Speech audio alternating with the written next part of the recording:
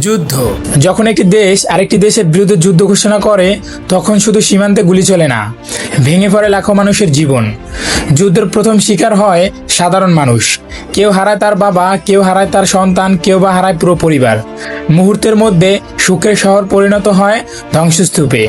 যে স্কুলে শিশুদের হাসির শব্দ শোনা যেত সেখানে দেখা যায় ধোঁয়া আর আগুন। যে হাসপাতালে জীবন বাঁচানো হতো সেখানেও পৌঁছে যায় যুদ্ধের নির্মমতা। যুদ্ধ শুধু প্রাণী কেড়ে নেয় না, ধ্বংস করে একটি দেশের অর্থনীতিও।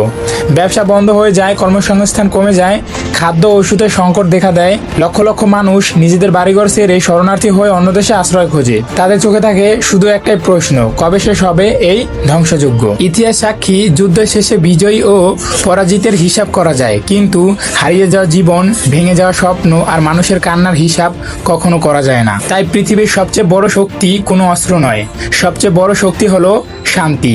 আসুন আমরা যুদ্ধ নয়, শান্তির পৃথিবী গড়ার স্বপ্ন দেখি। কারণ একটি যুদ্ধ হাজারো স্বপ্নকে হত্যা করে, আর একটি শান্তি লাখো জীবনকে বাঁচিয়ে রাখে।